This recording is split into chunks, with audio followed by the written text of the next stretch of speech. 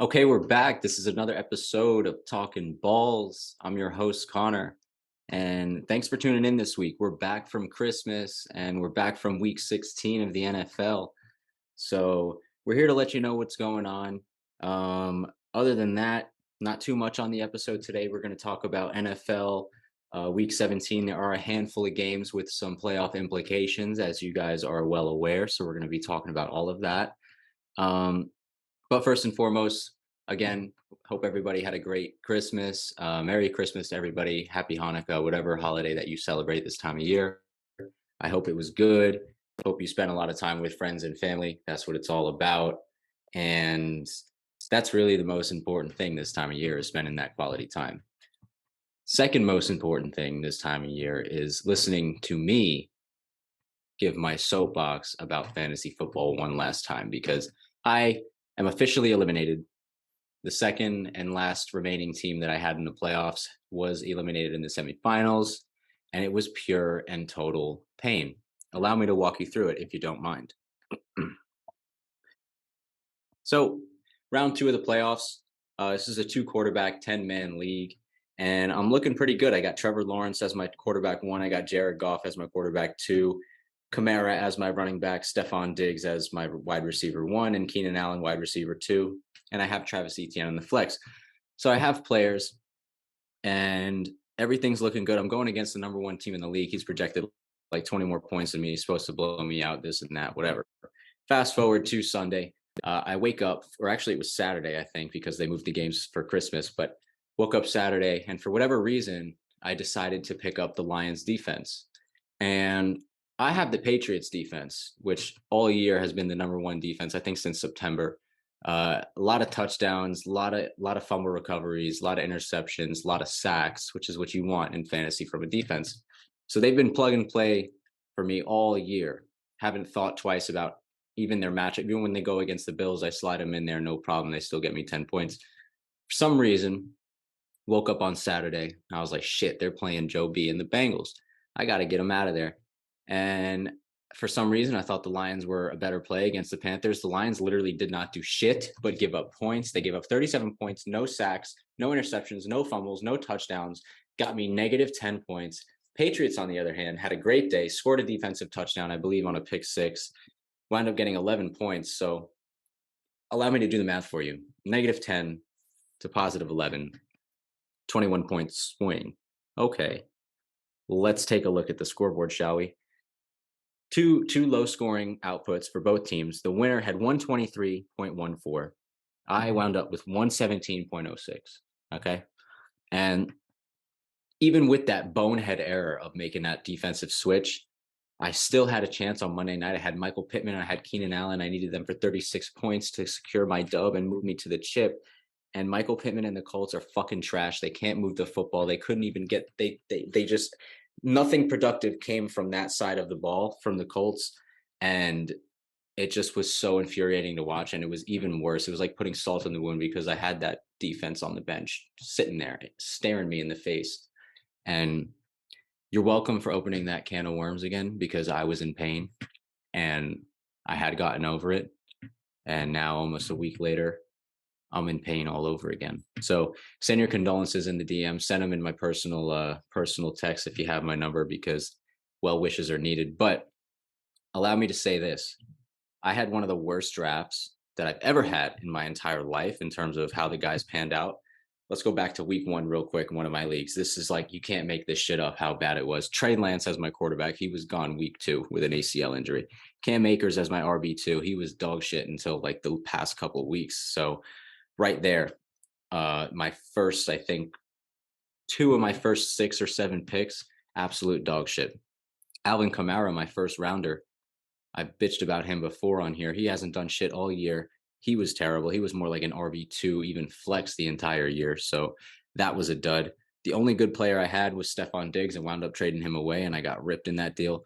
Mike Gesicki with Miami was an absolute shit show, kind of like Dawson Knox. Should not have drafted him, but of course I did. AJ Dillon had a good first week, but after that, they stopped using him until a few weeks ago. I don't know what happened there. So that was a dud. Darnell Mooney, another dud. Chase Edmonds, a dud. So, I mean, these are all guys I drafted on one team, mind you. All right. So I did this across 4 leagues.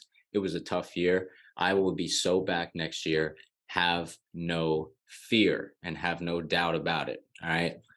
For those of you who made it to the fantasy chip, congratulations. Okay. Um, you managed well, whether you drafted well and the players panned out, or you made good moves in free agency, picking players up, or you made some trades, whatever it was, you managed your way to the finals. Congratulations. For all the scumbags at home that think I haven't been to a fantasy chip, that's false. I have. I've been to, I think, 2 or 3. I've won 2 of them. So um, all the haters can back up. I do know what I'm doing. Just an off year and little setback for a major comeback. Okay. We'll be back 2023. Okay, moving right along, let's jump into the NFL slate. Told you we got a handful of games that mean something to a lot of people. So I'm here to give you the sharp picks here.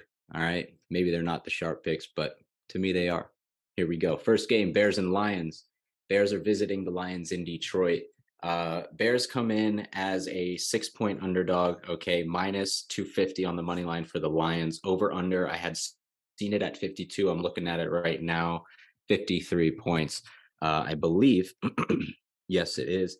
It is the highest over under on the board this week. Let me get right to it. Here's one pick. I got 3 picks in this game. When I first saw the lines, I saw it so clearly, and I have some trends I'll talk to you guys about that I absolutely love. Um, saw this game so clearly when I first saw the slate. It's going to be an over. Okay, I don't know if we're going to go to overtime and need this over, but it's an overplay here. Take it 52 points. I think both teams are going to score. The Bears are due for a bounce back. They're due for a cover. And at the same time, the Lions need this game to keep their playoff hopes alive. So the theme of a lot of my picks this week are going to be desperation. Which teams are desperate? Which teams have to get into the playoffs? Which teams need to win to get into the playoffs? So that's what I got my eye on. First one is the Lions. I love the money line here. Okay. So there's the second pick. Lions money line. I don't think there's any way that they lose this game. I really think that they have to have this game for their season to still be alive. I'm pretty sure if they lose, they're toast. So the Lions need it. They're a desperate program. Give me them on the money line and give me the over 52 points. However, last play, 3 picks, 1 game, starting off with a banger. Bears +6. I think they're going to cover. The Bears are 3-1-1 against the spread in their last 5 games, allowing more than 150 rushing yards. They are 3-7 against the spread in their last 10 games on field turf. We're fading that trend, by the way. And they are 3-1-1 against the spread in their last 15 games, or I'm sorry, last 5 games after scoring less than 15 points in their previous game. So the Bears are due to have a bounce back competitive performance. The Bears are due for a cover. I'd like them to cover. I like the Lions to win this game, and I like the over of 52 points. There it is. Look, I don't know if I'm going to see another game as clear as I just saw that one. So if you want to hang up right now, be my guest, get rich with those 3 picks. Everyone else who's still on, let's move on to the next game. We got Dolphins and Patriots, and this one's really interesting. Just following the Dolphins all season long, they truly have been a roller coaster, every which way imaginable. So they're an 8-7 program going into the Patriots. Patriots are 7-8. Both teams are fighting for their playoff lives. Okay, they're hanging by a thread. And look, Dolphins, they're fighting an uphill battle here. They don't have their quarterback Tua. Not like he's been lighting it up anyway. Speculation is he had a concussion last week. Maybe that's why he played like dog shit in the fourth quarter. I don't know what it is, how many more excuses. And I'm not saying, a concussion is a legitimate excuse, but at what point do we say he just can't stay healthy, or maybe he's not a good quarterback? Maybe he isn't the long-term solution to this team. I don't know.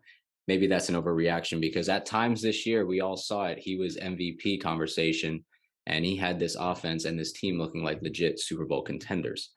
As of right now, coming at 8-7, Teddy Bridgewater is getting the start in a game that they absolutely must have.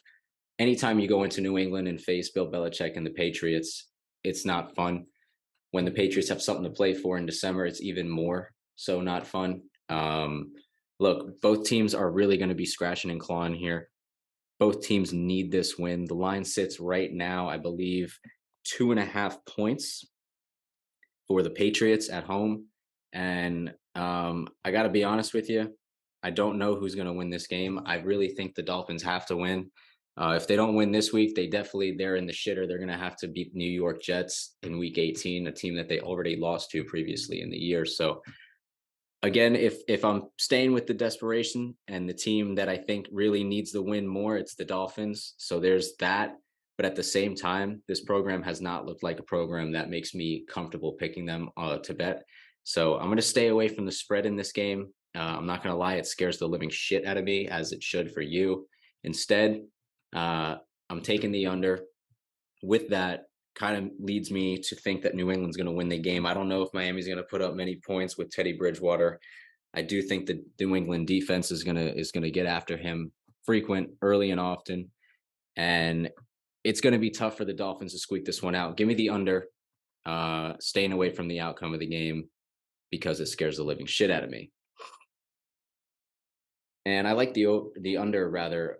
I like the under because in a division game, December, backup quarterback for Miami, things just aren't clicking for the Dolphins. The offense isn't firing like it was on all cylinders. In the last four head-to-head meetings, the points total has surpassed 41 points just one time. That was week 18 of the 2021 season. It was a 33-24 win by Miami, which probably was an irrelevant win for them. The other three most recent matchups resulted in point totals of 27, 33, and 34. So it's a hot streak right now. You could fade it if you want to, but I think it's still going to hit. I'm riding the hot wave here. Give me the under 41 points, and hopefully the Dolphins can be competitive as the playoffs are rapidly approaching. Next game, New York Football Giants taking on the Indianapolis Colts at home, coming in as 5.5-point favorites in a game that obviously they should win. They proved to us last week against the Vikings.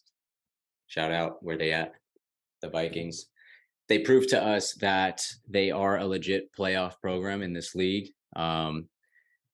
The Vikings played a good game. They won it when they had to, but the Giants did give them one too many opportunities, and the Vikings did what good teams do when presented with those opportunities, as they capitalized. So the Giants, though, they could have won the game. In my eyes, as a fan, obviously they fucking should have won the game, but they come in against the Colts. The Colts just an absolute dumpster fire. Jeff Saturday, I believe he won the first game that he coached. Straight nosedive since then. They can't score points. They can't move the ball. They've tried three different quarterbacks. No one knows what to do.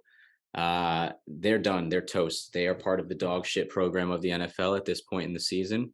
And I do believe that the Giants are going to cover this game at 5.5 points. I think we need it.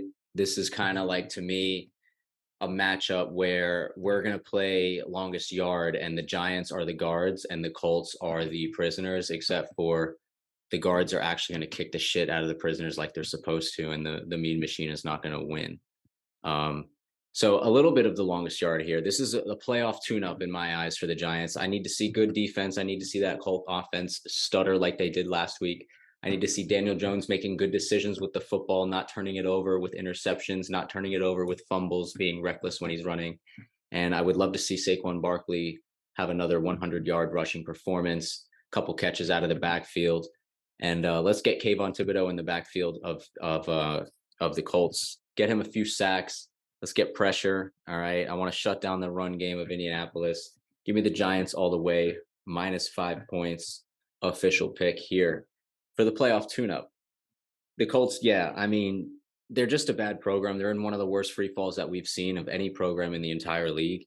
They're 2-5-1 over the last 8 games. I'm sorry. The Colts have lost 5 consecutive and 8 of 9 overall. Although the Giants have been struggling over the last 8 weeks, they're 2-5-1 themselves. They had a win a couple weeks ago, which was a great win against the Commanders in a game that they really needed against a division opponent. And last week, again, like we said, they were competitive against the Vikings. Could have, should have won. It is what it is. I do believe if we see the Vikings again, we clean up the penalties and we clean up the drops that the wide receivers have. I believe we had 5 or 6 drops that game. The Giants will take down the Vikings, even if it's in Minnesota. It doesn't matter. I love the Giants to go in there. They're a playoff tough football team, and we're getting primed this week. All right, next game on the docket. Not to brag, going to toot my own horn a little bit. Last week I told you guys that the Bucks and the Cards game, the Bucks should not be favored. I think they were 7.5 point favorites, even against a third string quarterback in Arizona. There's no way that they should be 7.5 point favorites against anybody in the league. Now, the game is the Bucks at home against the Panthers. Bucks are 4 point favorites now. Uh, Look, I don't know where the line comes from, to be honest with you. Both teams are equally desperate. The Panthers are not out of it yet. If the Panthers do win this game, both teams will leave the field with a record of 7-9, tied for the lead in the division. I'm not sure about the tiebreaker, but look, the Bucks with 4 points, basically more than a field goal. They need a touchdown to cover that spread. I don't think they're there yet. We see them winning by field goals, even losing outright as favorites all the time. The Panthers, look, they're not dead. People wrote them off. They're not dead yet. So give me +4 with the Panthers on this game. The Bucks might win, sure, but I don't think it's more than a field goal, more than 3 points. The Panthers are going to cover here. And look, they just lit up the scoreboard for, I think, 500 something total yards of offense. 34 or 37 points against 37 points even, because again, I picked up the Lions defense. I should know. 37 points allowed, -10 fantasy points. So the Panthers, I guess, have sort of found a groove on offense. And the Buccaneers have never had a groove on offense this year. And their defense, which was a Super Bowl caliber defense, has not been that way this year. So I'm scared like shit to take the Bucks. I've got burned many times this year. I think 3, 4, maybe 5 times they've burned me. Tom Brady's still kissing his son. Panthers +4 to the bank. It's really not that hard. Look, would I rather take a struggling Buck offense or a young, loose Carolina Panthers team with a bunch of guys who are basically playing with their D and B's out? D and B's, dick and balls. I'm taking the team with the D and B out every single time. Give me the Panthers. The Bucks are dead. +4 points. It's easy. All right, let's take a break real quick in the middle. Thank you guys for listening to the episode. I really do appreciate it. Any other topics that you want us to touch on, please let us know. I'd be more than happy to do different topics other than the NFL, obviously, other than college basketball, other than MLB. Really, anything you want to hear our take on, let us know. We'll be happy to talk about it. But again, like and subscribe the video, like and subscribe and like the video, please. You're doing me a huge favor by doing this. If you don't have a YouTube account, do me 2 favors. Make the YouTube account, then like and subscribe. Share it with your family, share it with your friends. Follow us on Instagram. It's at Talkin Balls Pod on Instagram as well as on TikTok. And each week, if you guys don't know, we do post our full card of picks for the NFL on our Instagram profile. And as well as we do single out 3 to 4 best bets every single week, which we post on our TikTok. So the best bets and all of that stuff, as well as the full card, can be found on our social media. Full videos are always up on YouTube for you guys to what? That's right, to like and subscribe. Very good. We did a little door explorer there. I love it. And I appreciate the support thus far. And let's keep this thing rolling right to the moon, baby. Next game, Browns and Commanders. Pretty shitty matchup. Commanders pretty much the only team here with anything to do with the playoffs. I don't believe the Browns are still in it. Washington needs a win. They find themselves hanging on to that final playoff spot, that 7 seed in the NFC. Commanders at home, 7-1 against the Browns team, 6-9, 2-point favorites. Commanders are 4-0 against the spread versus a team with a losing record. They are 11-5-2 in their last 18 games after allowing more than 350 total yards in their previous game. And this is actually what I love about the Commanders here. A bunch of fade trends. Are you guys ready for this? Take note. Commanders, 1-5 against the spread in their last 6 games following an against the spread loss. Last week, they got absolutely demolished by the Niners, 37-20. So they weren't even close to covering. Commanders are 1-5 against the spread in their last 6 games in week 17. I love that so much. It's a new year. It's a new week 17. Commanders are 1-6 in their last 7 games after allowing more than 150 rushing yards in their previous game. And finally, the Commanders are 1-7, and fuck the last stat. You already get the point. The Commanders are trash following a loss in the month of December and in week 17. Fade everything I just told you. Take the Commanders -2 to the bank. I do think the Browns are going to be good next year once Deshaun Watson has a full offseason, a full training camp to practice with his teammates. I think the Browns will compete for that division next year. But right now, they're a toast program. They're done. See you later. And I love the Commanders. This is my personal best bet of the week. Put my name on it. Commanders -2. I love them. One note on the Commanders, though, one thing that is making me a little hesitant, a little bit shaky about it. Ron Rivera clearly does not listen to this podcast. Kind of scum of him. We got to get someone to get him to listen to this podcast. He is switching quarterbacks again, going back to Carson Wentz. And I get it. They're fighting for their playoff lives. They need a spark. They need a win.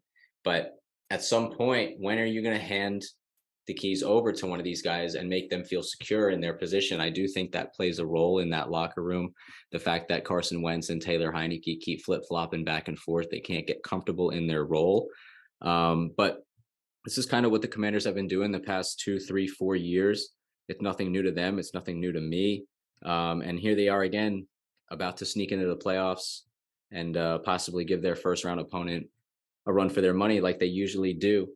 I love them -2. I don't think that's enough points. I think the Browns offense is not clicking so far with Deshaun Watson. He looks very rusty. He's not the Deshaun Watson that we saw in Houston just yet, although I do think he will come back. It's the commies here. It's the Redcoats and Ron Rivera and his indecisiveness at quarterback. We're rolling with it all. Still a dog shit program, but in this matchup, let's roll with the commies -2. Okay, this next game is really interesting. Told you the theme is desperation. This game oozes and fucking reeks desperation. It's the Jets at 7-8 visiting the Seattle Seahawks, also at 7-8. The Jets come in as 1.5-point favorites on the road. Mike White is coming back from rib injury after he got absolutely lit up a couple of weeks ago, I think, against the Bills. I mean, shout out to Mike White for taking those hits. I don't know how he stayed in the game and even finished the game. He probably couldn't even breathe, man. So toughness points through the roof for him. I love the Jets in this game. I think they are an overall better program, although they have been sliding just like the Seahawks have. I think the Seahawks slide is a little bit more true. I think the Seahawks are just not that good of a program. They got off to a really hot start, and we've seen them fizzle out kind of to where, they kind of where they should be based on the players that they have and their expectations. They had a nice run. I don't know if they're getting in the playoffs anymore, but it was fun to watch them in the beginning of the year. Give me the Jets here. I think the AFC teams bring a different level of toughness.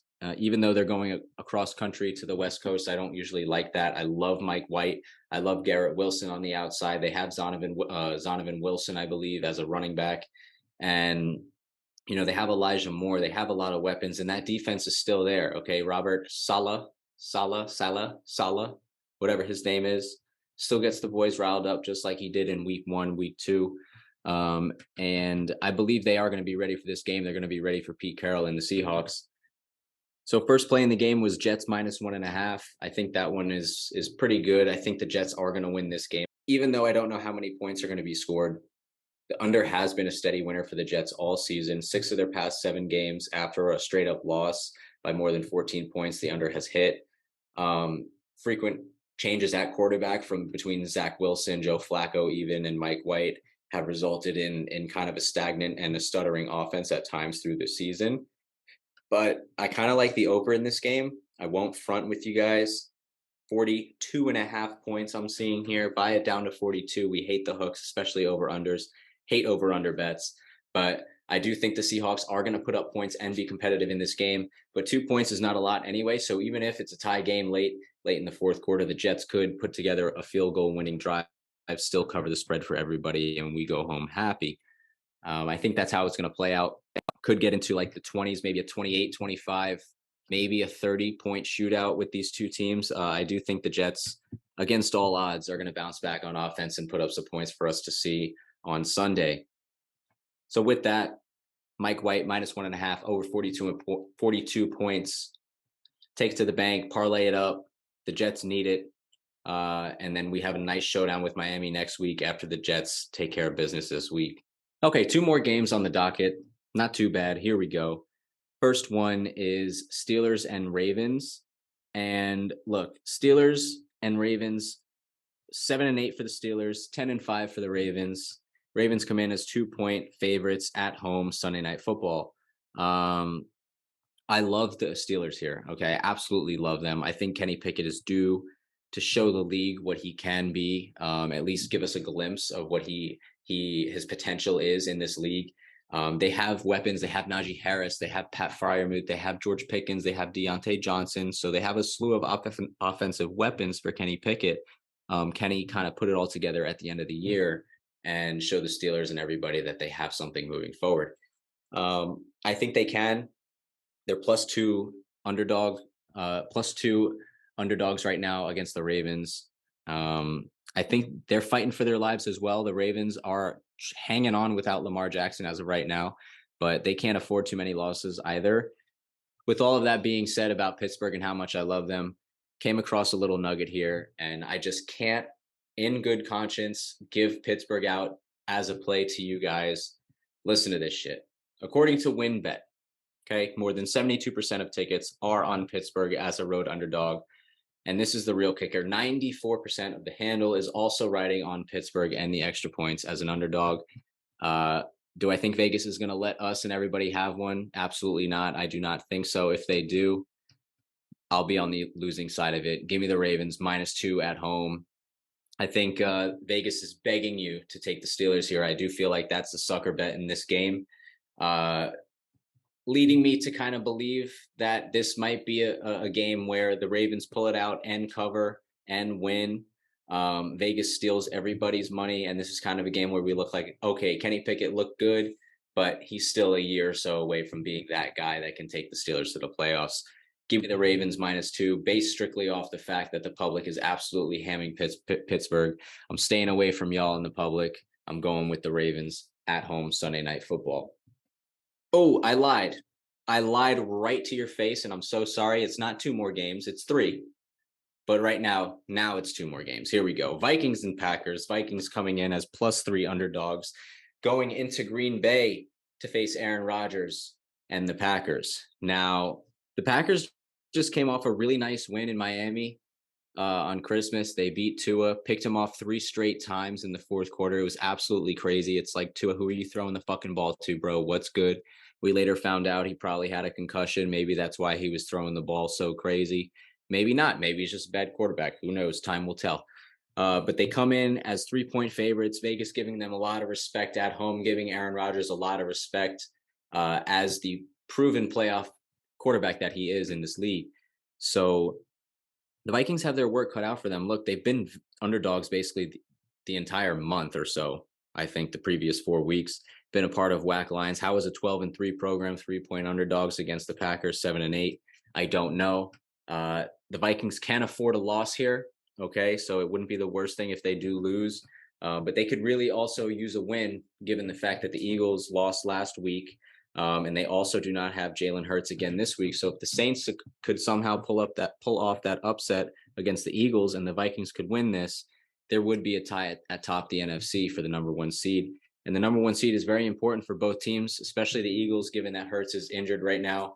But both teams want that bye week. You want that home field advantage throughout the playoffs. It's crucial. It's crucial to have your own fans behind you and not have to worry about noise levels and things like that when you're trying to operate your offense. The Vikings did look good last week. They pulled out that win against New York.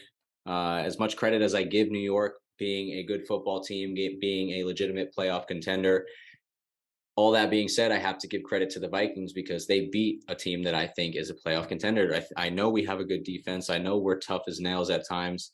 And when the Giants went down in the fourth quarter, people were saying to me, "Oh, the game's over, game's over." Saquon came back with that 20-yard touchdown. The Vikings could have folded, sent the game to overtime. Instead, the kicker, I believe my dad was saying the kicker has made every single kick inside 50 yards this year, but he has not made one over 50 yards all year. So, of course, what does he do? He bangs a 61-yarder right through the uprights, beats the Giants. So the Vikings, look, everything is feeling good for the Vikings. They're coming off a win at home, although they have to go to Green Bay against Aaron Rodgers.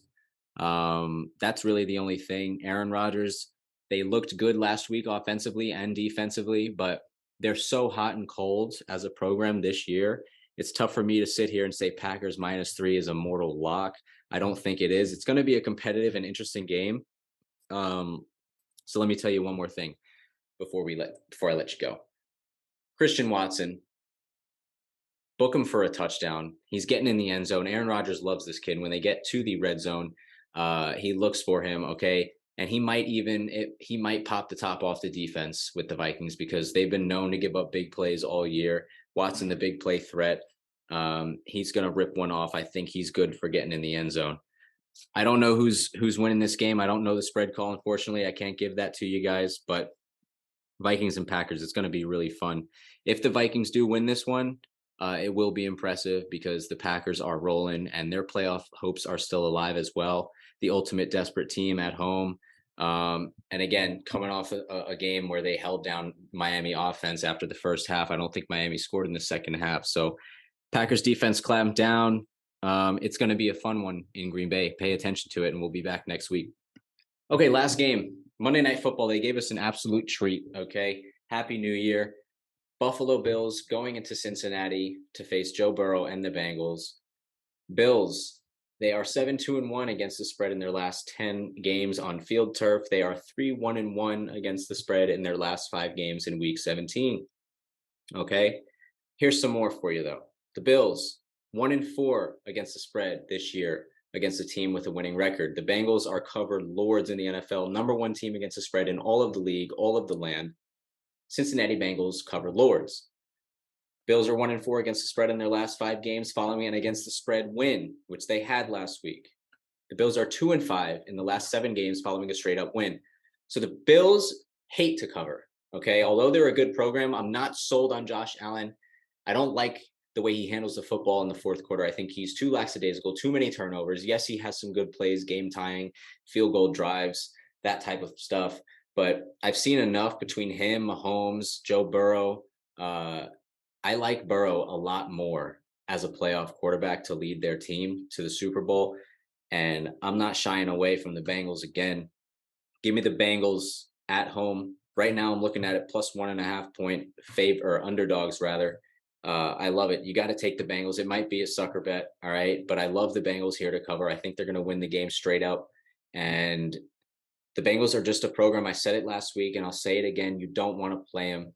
You don't want to play Joe Burrow. Okay, Joe Mixon came out and said it today, and he's right. He said we are big dog in the AFC, and I think he has a reason to say that. Patty Mahomes knows Bengals have their number. Bills don't want to see the Bengals, and really after that, no team looks like they can be a match for the Cincinnati Bengals. The defense is coming along. The offense, we know it can be electric and put up points, but they can also grind you and run and ground and pound you into a slow-paced game. So to me, the Cincinnati Bengals, one of the most complete programs in the entire league, right next to the San Francisco 49ers. I love the Bengals. Don't overthink it here. Josh Allen's great, but Joe Burrow's better. Plus 1.5 points to the bank. And that's really all I have to say. Happy Monday Night Football. Happy New Year to everybody at home. Thank you for watching. I appreciate it. Everyone be safe what you're doing, okay? No drinking and driving. There's Ubers and Lyfts, and there's everything out there. There's no reason to be drinking and driving. If you need a call, don't call me because my car is not big enough, but call an Uber, call a Lyft, call a friend, call somebody. And everyone be safe and have fun. And we will see you next year in 2023. The first episode of Talkin' Balls 2023 coming next week. But that's it for this week. Again, Talkin' Balls live from the sack, week 17, episode 17, the week of desperation. We're signing off. We'll see you rich next week. Thank you.